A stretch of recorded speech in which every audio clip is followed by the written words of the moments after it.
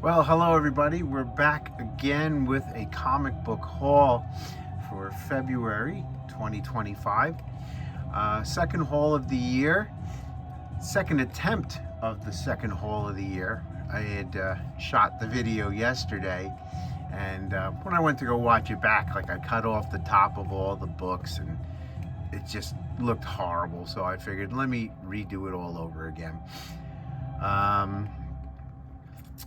Went to the local thrift store by me and picked up some pretty cool things, not comic book related, but still cool for that I'd like to show.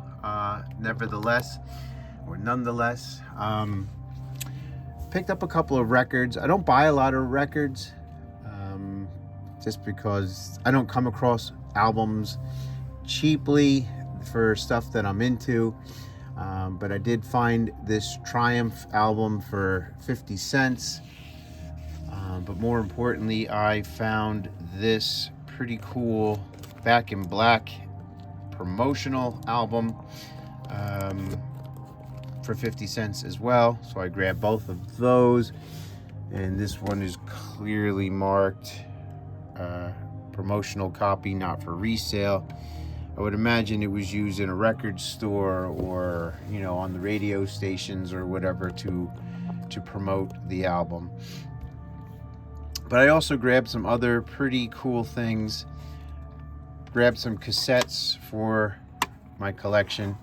We got Fleetwood Mac. We got Queensryche. And we have Aerosmith, Draw the Line. And the Aerosmith one's a pretty, in my estimation, early copy of this cassette because it has paper labels on it, for the songs and whatnot. I wonder if there's a date on here. I didn't bother to look. No. But I like some of the earlier Aerosmith stuff. And the Queensryche, in my opinion, is an early copy as well, just because of the expanded dynamic range print on there and stuff like that. So I was happy to add those to my ever-growing cassette collection. But I also grabbed some video games and CDs for 50 cents each. We've got The Simpsons Songs in the Key of Springfield and Go Simpson Sonic with The Simpsons. But I was also able to score Gex 3 for the PlayStation 1. And all of these PlayStation 1 games are complete with their manuals. So these were amazing scores for 50 cents. This one is not as worth as much, but I remember playing this game a lot, Harry Potter and the Sorcerer's Stone. Crash 2 and Crash 1. Bandicoot. Tomba and A Bug's Life. So 50 cents a piece. It was just unbelievable. Unbelievable finds. And then also grabbed Linkin Park and Creed. I think I spent like $5 for everything. All right. So what people normally tune in to see, we will get to now, and that's the comic pickups. I went to 2 shows. One at the very end of last year and one just a couple of weeks ago for this year. But I also picked up some stuff from my local shop, like Thundercats 11 and 10 for the Perillo covers, as well as Vampirella 673. I just love Perillo's covers. One day I'll actually sit down and start reading all of these Perillo books that I'm picking up the covers for. Everything's kind of out of order because of shooting the video yesterday. So let's see if I can get things back in order. This was something I picked up at the local show for $1. It's just something I remember having as a kid in grammar school. In my school, there was like a bookmobile that would come around every year, and you can go and buy books. And this, I remember buying that. That was one of the things I picked up when I was a kid. They were giving these books out at the show, these independent books. This is by somebody I've never heard of before. I can't pronounce the first name, but Rand's Anthem, a graphic novel, illustrated by Dan Parsons. Him I've heard of, as well as another little graphic novel called Red Pawn. So those were pretty neat, you know, to get those as you walked in the door. I'm trying to balance this tripod a little better. I picked up a lot of dollar books at the two shows. So ignore the sticker price on these, because these were all dollar pickups. Justice League number 134. And I'll always pick up Bronze Age and Silver Age stuff, depending on the condition, when I find it in the dollar bins.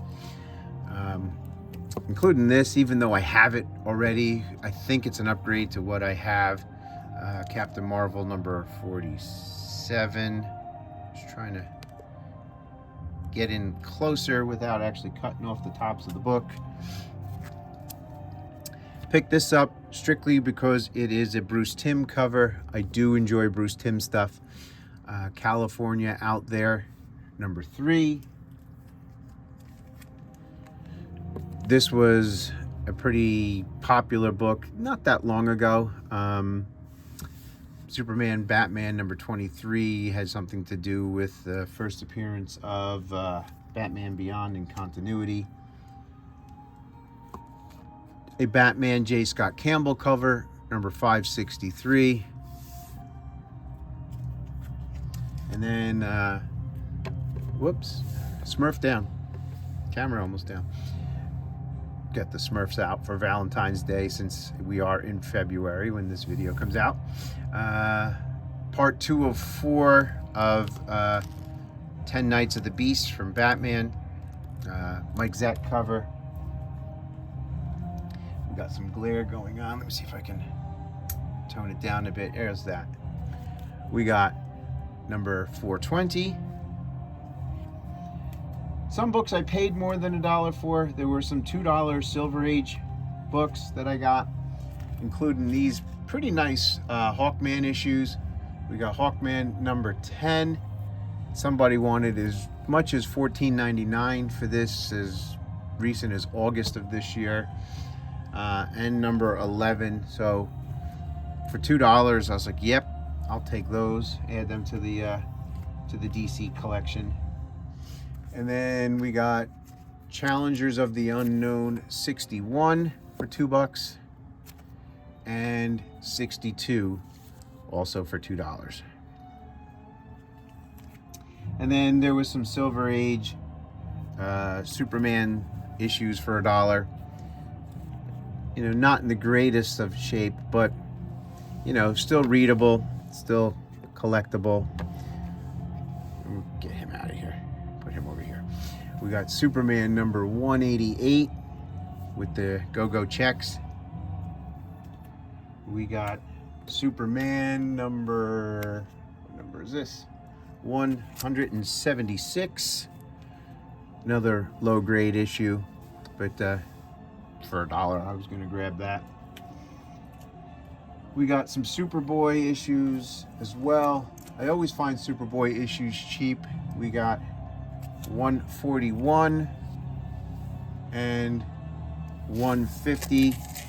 This one is, I think, a Neil Adams cover. Pretty sure it is. It just looks like his style.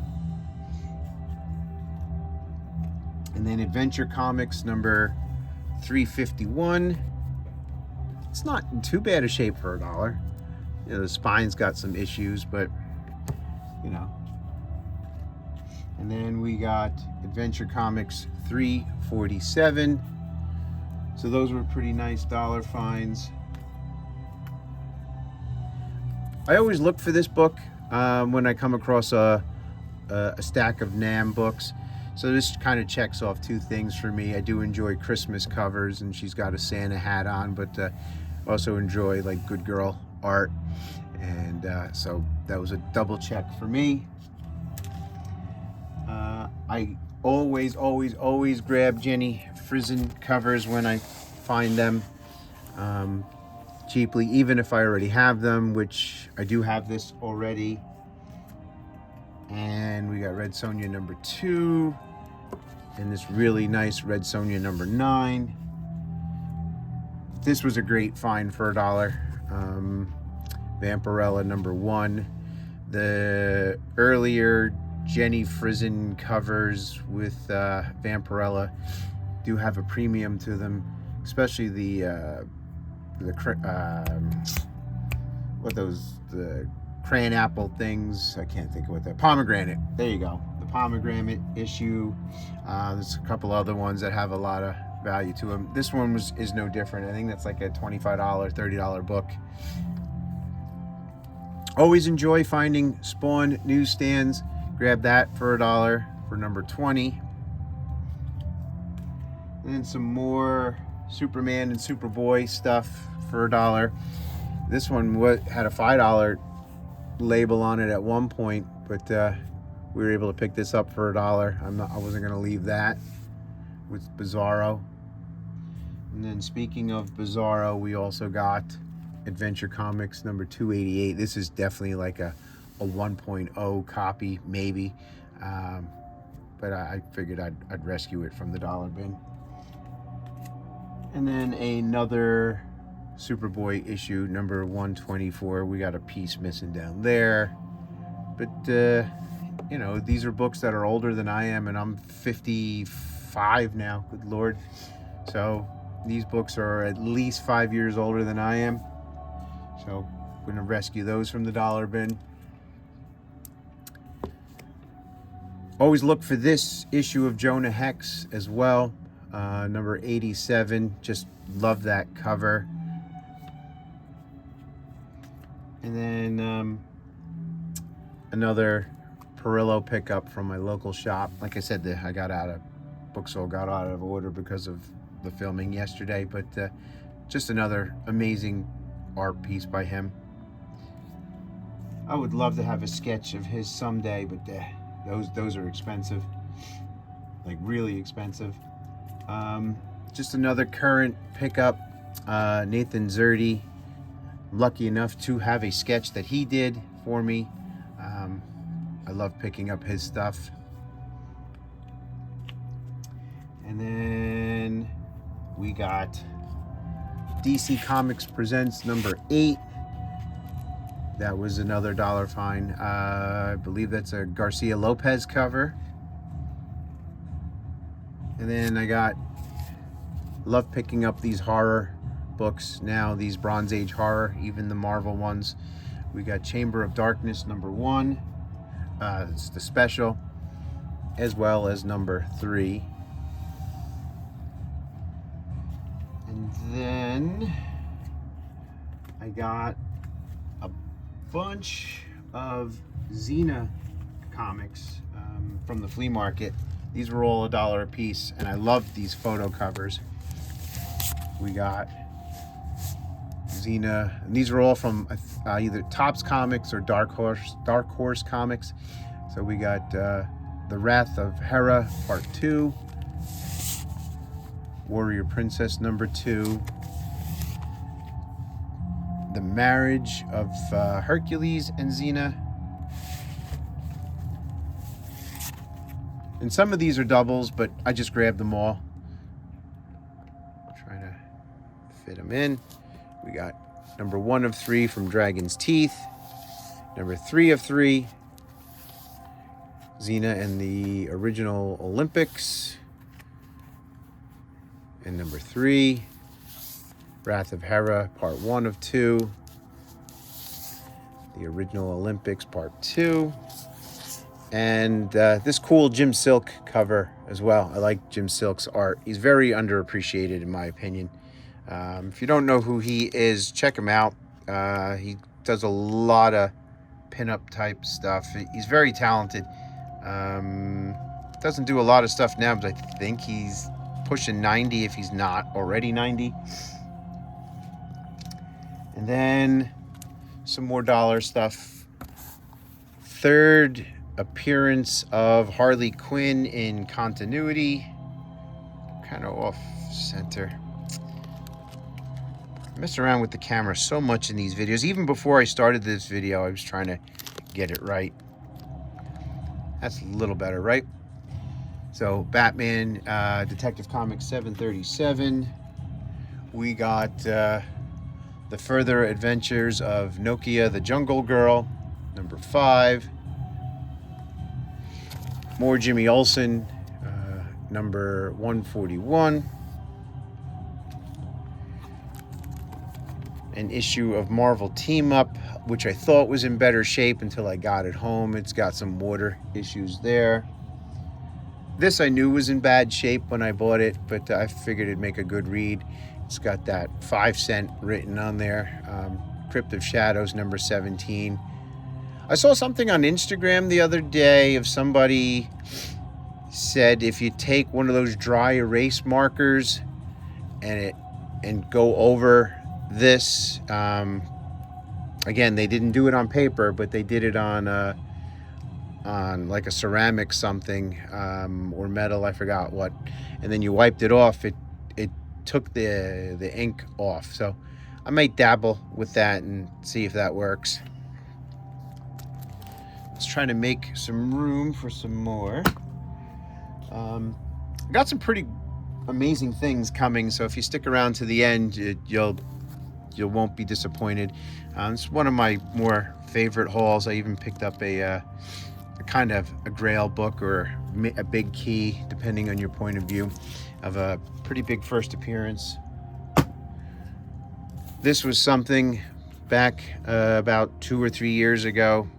Time flies. When the Scarlet Witch show was on Disney Plus.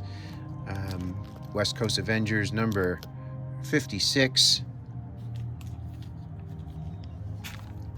Got this trade paperback for Thor, Blood of the Fathers. I believe this was $2.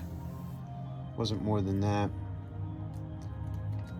And then we got Thunder Agent Dynamo number 4. This is a really neat cover. It's got a lot going on for it. You know what's funny about these Thunder Agent books, even Thunder Agents, they're always beat up when I find them.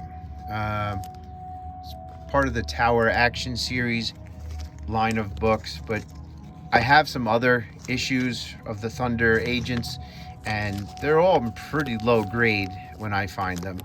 I don't know if other people, when you stumble across them, it's the same thing for you, but for me, they're always pretty rough.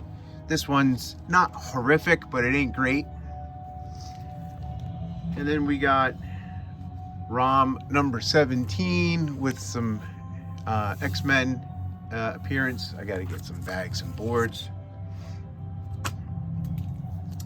We got another reprint for Action Comics number 1, one of the many reprints that they've done over the years. This goddamn camera, it's terrible. So don't want to do this a third time. Just want to get the video shot so I can put everything away. This was a neat find for $1. Detective Comics. You can't even see the issue number.